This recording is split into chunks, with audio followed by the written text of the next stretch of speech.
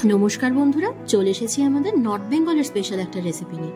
North বেঙ্গলের মানুষ আমরা, কুয়াশের ডোকা তো সবসময় হাতের সামনে, তাই এই দিয়েই আমাদের কিন্তু এক থালা ভাত খাবার মতো একটা দারুণ রেসিপি তৈরি করা যায়। খেতে যেমন টেস্টি হয় না, দেখতেও তেমনি লোভনীয় হয়।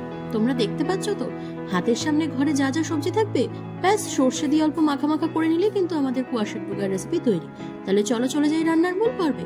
তো এখানে দেখো কি কচি এই ডোকাগুলো এনেছে। ডোগাগুলোকে কিভাবে কাটতে হয় চলো দেখিয়ে নিই। খুব নর্মালি আঁশ ছাড়িয়ে পাতা সহ এভাবে ছোট ছোট করে পিস করে নেব। পাতাগুলো কিন্তু অবশ্যই দিতে হবে। তাছাড়া গাজর, বেগুন, কোয়াশ, আলু আর কাঁচা লঙ্কা দেব। কাঁচা লঙ্কাটা দেখো মাঝখান থেকে ভেবে চিড়ে নিয়েছি, হচ্ছে আমার মূল উপকরণ। তাছাড়া লাগছে সর্ষেটা খুব ফাইন পেস্ট করে নেব। এবার অন্যদিকে কড়াই গরম হয়ে গেলে 4-5 চামচ মতো সর্ষের তেল দিয়ে দেবো। ফোড়নে দেবো একটা শুকনো লঙ্কা আর 1 চামচ মতো কালো জিরে। 2-3 সেকেন্ড মতো ভেজে নিয়ে আমি সমস্ত সবজিগুলো কিন্তু দিয়ে দিচ্ছি। সবজিগুলো দেওয়ার পরই 1 চামচ মতো লবণ আর 1 চামচ মতো হলুদ দিয়ে ভালো মতো কিন্তু ভাজা করে নিতে হবে।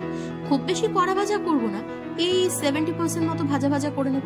কারণ আর ফ্লেমটা সেই সময় রাখবো মিডিয়াম টু লো। এইবারে দেখো আমার সবজিগুলো কিন্তু মোটামুটি ভাজা হয়ে গিয়েছে।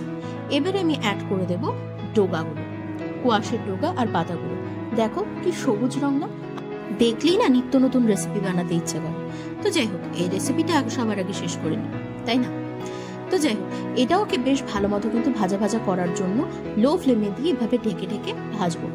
এদিকে দেখো আমার পাতা এবং ডোগাগুলো কিছুটা মজে এসছে। এইবারে পেস্ট করে রাখা যে সেটা আমি দিয়ে দিচ্ছি। সর্ষেটা কিন্তু খুব সুন্দর করে পেস্ট করবো আর ছেঁকে নেব না। সর্ষের এই দানাগুলো থাকলে খেতে বেশ ভালো লাগে। এবারে অল্প পরিমাণ জল, 1 চামচ মতো চিনি, 1 চামচ মতো লবণ আবার দিয়ে দিচ্ছি। চিনিটা কিন্তু অপশনাল, তোমরা যদি মিষ্টি পছন্দ না করো তাহলে চিনিটা স্কিপ করতে পারো। এইবারে কিন্তু আমি কোনো রকম জল আর অ্যাড করব না, কারণ কুয়াশের ডোগা কিছুটা মাখা খেতেই ভালো লাগে। তোমরা যদি ঝোল খেতে চাও তাহলে অল্প পরিমাণ জল কিন্তু অ্যাড করতে পারো। তো দেখো এখানে শাকের থেকে আর অন্যান্য সবজির থেকে জল বেরিয়ে কিন্তু কি সুন্দর একটা ঝোলঝোলে ব্যাপার চলে এসছে। এবারে উপর থেকে কাঁচা সর্ষের তেল ছড়িয়ে দিয়ে অল্প নেড়ে চেড়ে নেব। এইটা কিন্তু সর্ষে দিয়ে যে কোনো রেসিপির একটা মূল মন্ত্র। কাঁচা সর্ষের তেল দিলে কিন্তু গন্ধ আর স্বাদ দুটোই বহুগুণ বেড়ে যায়, তাই না? তোমরা কারা ব্যবহার করো কাঁচা সর্ষের তেল? আমার তো মোটামুটি সব রান্নাতেই কাঁচা সর্ষের তেল যায়, সর্ষে দিয়ে যেসব রান্নাগুলো হয়। তো যাই হোক, এইবারে আমার রেসিপি কিন্তু রেডি টু সার্ভ। তাহলে বলো কি সহজ না রেসিপিটা? তোমরা বাড়িতে ট্রাই করছো তো এই রেসিপিটা? অবশ্যই কিন্তু ট্রাই করো, না করলে কিন্তু একটা দারুণ শাকের রেসিপি কিন্তু মিস করে যাবে। বাড়ির বাচ্চারা শাক খেতে চায় না, আমার বাচ্চারাও চায় না, কিন্তু যখন এই রেসিপিটা আমি বানাই তারও মুখে কিন্তু না থাকে না, সবাই হাত চেটে পুটে খায়।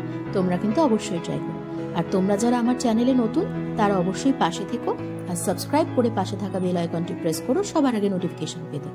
এই আমার আজকের রেসিপি। চলে আসবো আবার অন্যদিন অন্য কোনো রেসিপি নিয়ে।